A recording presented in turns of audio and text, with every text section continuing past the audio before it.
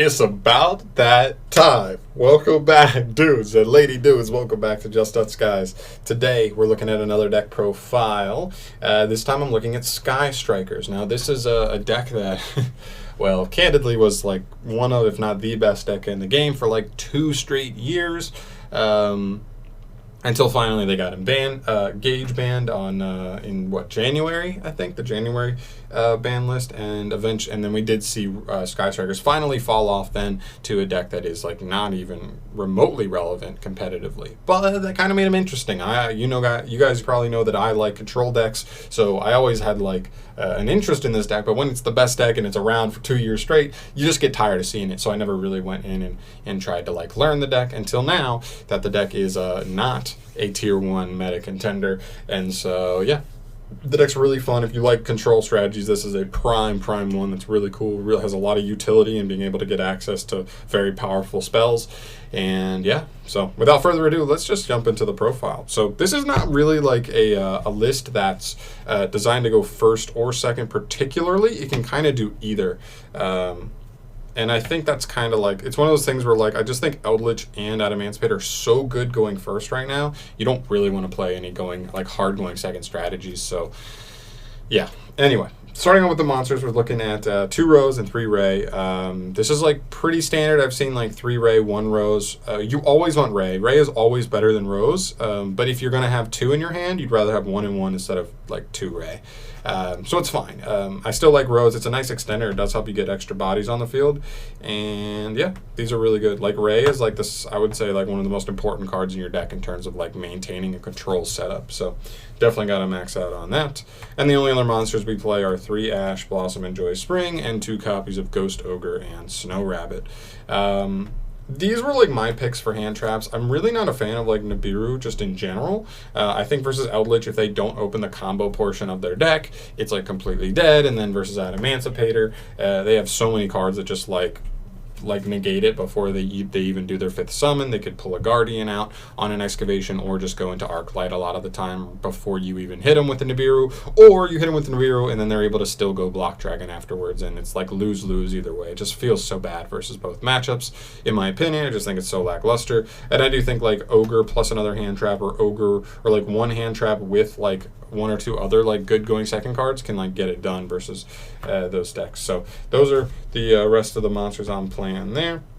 Moving on to the spells, looking at the field spell here, 3 copies of Area 0 and a 4th copy of Area 0. I'm not playing Mystic Mine in this build. I never play Mystic Mine. I will never play Mystic Mine. I think it's a ridiculous card. I think it's just too good of a floodgate to be searchable with like so many different cards. But yeah, fuck Mystic Mine. We're looking at Area 0 though. Area 0 it's just consistency. You really want to see Ray, and you also only have like 2 Widow Anchor. You don't have Engage anymore to just be able to search so much stuff, so you're really just trying to dig for the cards you want, and you just have so many good cards to like use this with, like this plus Ray, this plus Metal Fist Fusion is really good, and then there's like stuff you may draw something that's like weaker in the matchup or just weaker in general, and you're okay with just sending that. Not a big deal. Next up, for the cards that are still on the ban list for Strikers that we play, 1 copy of Sky Striker Mecha Modules Multi-Roll, 1 copy of Sky Striker Mecha Hornet Drones, and 2 copies of Sky Striker Mecha Widow Anchor. Super standard. I mean, they're at 1, 1, and 2. I 100% believe that on the next ban list we will see Widow Anchor go to 3, in which case would be very nice for the deck because I'm not playing Desires, and the main reason for that is that Widow Anchor is probably the most important card in your strategy as far as maintaining control. And so if you banish both copies of it off of Desires, you're really in a tough spot. But with 3, I feel more comfortable like saying like, all right, like we can play Desires. It's a +1. It still puts a spell in grave. It's powerful in the deck. It's a very much needed like +1 that the deck doesn't get anymore from stuff like Engage. So I love it. Widow Anchor is so good. It's like my favorite card. It's good going first. It's good going second. It's always good. I love the card. And then for the rest of the utility stuff, we're looking at 2 copies of Shark Cannon, 2 copies of Afterburners, 1 copy of Jamming Waves, and 1 copy of Eagle Booster. Nothing too crazy here. I think Shark Cannon's like really good versus Eldritch. The way you beat Eldritch is just like keep them from going combo first and foremost with hand traps, just other negations, whatever, floodgates. and then you just Shark Cannon away their Eldritches. Once you Shark Cannon like 2 of their Golden Lords, they're going to be in a real pickle, because now they just like can't even apply as much pressure to you with only 1 Golden Lord. So, and if you get all 3 with this, and you just rotate this so easily that you just hit them once, hit them twice, hit them a 3rd time, and they just lose. You just wait for them to like use an effect on him, and then you just hit him. It's really good in the matchup. Afterburners, just so good. I mean, again, once you get 3 spells engraved, it's pop a monster, then pop a back row. Really nice. Especially going into a board that has like a Dragon Buster Destruction Sword. Very nice for that. Same thing with Jamming Waves, but Jamming Waves I just think is a little bit generically less useful. There's not as many back row decks as there are just decks that you want to pop monsters. So just a 1-of utility, easy side out if it's not a matchup that is great in. And the 1 Eagle Booster, just again, another card that's like super easy to search. It triggers multi-roll, and it protects your monsters. So if you ever need them to be like guarantee resolves. So yeah, Eagle Booster really nice as well. But that's it for the Striker spells. For the rest of the spells, we're looking at 2 copies of Foolish Burial of Goods, 1 copy of Metal Foes Fusion, 1 copy of Reinforcement of the Army, and 1 copy of Upstart Goblin. These are the spell cards that I consider like the extra consistency stuff. Again, this is just like an Upstart Goblin. This is an Upstart Goblin, but they put spells in the grave, and that's like the main thing. Is you're drawing 1 card. It's a 1-from-1, but you get more spells engraved, and you're getting 3 spells engraved quicker off that. And then Rhoda's just, it's an extra copy of Rose or Ray. I wish there was a hand trap that was a warrior. Maybe that'd be too good to be searchable off Rhoda, but it'd give an extra little utility to him. But yeah, just consistency stuff that just helps you get spells engraved, helps you see the cards you want to see the most a little bit more. And for the last of the utility spells, 2 Forbidden Chalice and 1 copy of Mind Control. I actually, when I was looking at Forbidden Chalice, or this slot, I was going between Forbidden Chalice, Cosmic Cyclone, and Book of Moon. Those were the 3 cards I was deciding between. I felt like Book of Moon, it's not great versus Lynx. If a monster activates its effect, you can't negate it by flipping it down, so they still get the effect to resolve, which is like kind of blah. But it is good against Adamantipator, just flipping stuff down so that they don't have a rock on field, a face-up rock on field anymore. So it can be more powerful versus them. But then just Chalice. I felt like Chalice was just the most versatile. There are situations where like Book of Moon does nothing, but there's always a situation where Forbidden Chalice like can work. So I felt like it works. Like it's just nice and versatile. It's kind of like pseudo Widow Anchor. While we only have 2. This could potentially be the card, one of the cards you drop for Widow, the 3rd, or if you want to drop the Mind Control. Again, just a going 2nd card. I know this is like the only card in the deck that's like terrible. I guess Afterburners and Jamming Waves too. To like terrible open, like going 1st, but like I still think it's fine. Like when you're going 2nd, this card can be so nice, especially with Zeke now. There. And then Cosmic Cyclone, like it's just not great against Adamantipator, and there's just multiple matchups where it's like not that good. I would definitely side it though, for sure. And then we move into the traps. That's all the spells. Our trap lineup, pretty simple. 3 infinite impermanents to pair with our ogres and our ashes. 3, there can be only 1, insanely powerful floodgate. If you can play a deck that can abuse this, you play it. I don't care. Like it's just too good, like always. And then 2, Solemn Judgment. I looked at playing 3 Solemn Judgment, but I just was running low on space, and then I also found that in testing, sometimes I struggled to actually get 3 spells engraved Engage. Like, man, we really slept on how good Engage was at, like, helping you get 3 spells engraved. So I ended up dropping this for an extra copy of a spell just for extra stuff to help us get spells engraved. But these are really good. I side the 3rd Judgment that way. When you do go 1st after siding, you have like a guaranteed negate versus a Lightning Storm and evenly matched, any of those blowout cards. They're going to look more just so strong, man. Going 1st, it can beat Adamantipator game 1, like almost guaranteed. They almost just like don't even have an out to it. And then Imperm is just pair with the ogres and the ashes, and hopefully you see one of those if you do have to go 2nd, so your opponent isn't able to go fully untouched through their 1st turn combo, and then the rest of your hand hopefully can help break through whatever half like done board with those stuff after like hitting them with the hand trap. So that's the main deck. 40 cards, not messing around. Well, almost 37 because you play like 2 Foolish Burial Goods. Those are like upstarts with the Metal Foes Fusion and the Upstart Goblin. So the deck's very consistent, for sure. All right, moving to the monsters. We're just going to blow through the Striker part.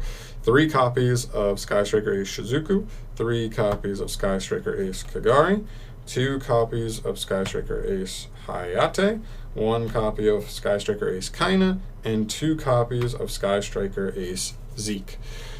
Okay, looking at these, I feel like most of it's standard. I mean, 3 of these are the 2 best ones, the ones you're going into almost every single turn, or at least one of them every single turn, just to rotate a ton of resources, just keep plussing. One thing I will say is to make room for Zeke in the extra deck. I decided to not to play Tukaina, which some people sometimes do. I think that's totally fine. That's an easy drop to make. But putting Hayate to 2 is the other one that's iffy. Some people would definitely agree with that or disagree with that. That Hayate is super important, especially in grindier matches, because it allows you to just get whatever utility card that you don't have access to yet in the graves that you can then start rotating it. But I decided to just play it 2 overall at the end of the day. I feel like the reason you're ever going to need the 3rd Hayate is if you're in a crazy grind match, which this deck is favored in anyway, but also if you just play incorrectly. That's when you really need the 3rd one, is if you send the wrong card earlier in the match, and that's why you needed the 3rd one to get access to a certain card. But so, I mean, that's player error at that point. So I didn't feel like I wanted to build around player error. I wanted to build myself to help myself be better at playing strikers. So because this is actually a tough deck to play, I will say, guys, that is one thing I do believe that I've learned in testing with this deck. This is not an easy deck to play, even now. All right, and then finishing up with the last couple slots in the extra deck, we have 1 copy of our Nightmare Phoenix, 1 copy of Hita, the Fire Charmer Ablaze, 1 copy of Nightmare Unicorn, and 1 copy of Mech Knight Crusadia Avermax. Now, this is one thing I do want to take some time to talk about. These 4 slots definitely have a lot of movability. These can change a ton depending on what you prefer to play. So one thing I will say is I'm almost guaranteeing you that this needs to be dropped for Access Code Talker. If you want to play the best version of this deck, you probably have to play Access Code Talker in this deck. It's so incredibly good. I mean, you put so many different attribute links in the grave so easily. And he takes any 2 or more monsters, I believe, right? Yeah, 2 or more effect monsters. So if you can Widow Anchor take something that's a higher link rating, or even a link 2, that's all you need sometimes. If you can, Hornet Drones gets you at least 2 bodies on board paired with, Kagari. What else am I thinking of? Mind Control. You could revive something with a shark can. You have so many ways to just put extra bodies on board, and then if you can get to him, he's a win condition. He gets huge, which is another thing. So he Access Code Talker will immediately become gigantic, so you do get to output a lot more damage with him than you otherwise would be with your normal strategy. So yeah, I think that's an absolute must. I would also consider the Water Charmer. That's also coming in Eternity Code, because a lot of people are just playing Needle Fiber or Dragite, or I feel like there was another water monster that a lot of decks are playing that I can't think off the top of my head. Heata's still fine. I mean, Sally's aren't tier 1, but they're tier 2, so you're running them a little bit. Junk Synchron, I believe, or Jet Synchron, sorry, is fire, I believe. What is it? Ash Blossom, Nightmare Phoenix from other people. There's a handful of fires you could run into, but I think the water one's fine. And I almost considered the earth one too over Phoenix, because Phoenix was more so played before for when you Widow Anchor took something and didn't want to let them get it back. But now we have Zeke, so we already have an in-archetype card to be able to link into to be able to link off our opponent's monsters that we stole. So this isn't as important, and this deck already has easy access dealing with other back row decks. So in between just looping jamming waves and afterburners, removing back row is not the hardest, and especially after siding, once you've sided Cosmic Cyclones and your back row hate, we're really that's not our biggest fear. So I don't feel like Phoenix is an absolute must anymore.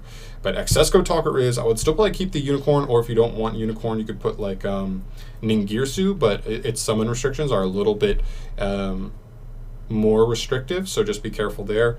And then I think I'd maybe keep Hita, or unless we run into a format where it's obvious which Charmers are best, I would consider playing both Charmers, just because getting that revive and getting the material, if you can just revive a link 2 off of this, you go straight into an Access Code Talker, which would immediately become at least 4,300, and he's popping so many cards and your opponent can't respond to it. It's just so much. He's so oppressive. So yeah, that's pretty much it for the end of the deck profile here. I still like Avermax because he is control-y, so you can steal your opponent's stuff and still go into the control style monster. But you only have so much space. I mean, really, with how many like Striker Link monsters you have to play, you really do run low on space like really quick. But that's pretty much it, guys. That's it for my Sky Striker deck profile. I'm definitely newish to Strikers. I've definitely been working on it, testing it a little bit. It's really fun, especially when once you learn to play it better. It takes a lot of thinking. You definitely have to have a good foresight for turns to come, and I really enjoy that. And I really enjoy like learning that better and getting better at that, because I think that'll help me as far as just being a duelist with other decks in the future too, specifically like control decks. So, guys, if you're interested, definitely pick it up. It's super cheap right now, the Sky Striker stuff. The Zeke might be the most expensive card in the deck, other than maybe like Widow Anchor. Still might be a couple bucks, but the deck is not expensive at all. But as long as you have stuff like Avermax, or once you get Excess Code Talker, like the deck's like pretty cheap. So, and you don't even have to play Impermanence if you don't want to. You could play Veiler or whatever other hand traps you want. Nibiru in the main if you have it and you're a fan of it. That's up to you. But yeah, of course, as always, guys, let me know your thoughts on this deck profile down below. Like I said, I'm newer to Sky Striker, so if you have any suggestions that you think I should try out, that you think I'm being a big old dum-dum on and not playing at the moment, definitely let me know down below, and subscribe if you want to see more deck profiles from your boy in the future. Thanks for watching, guys. As always, peace.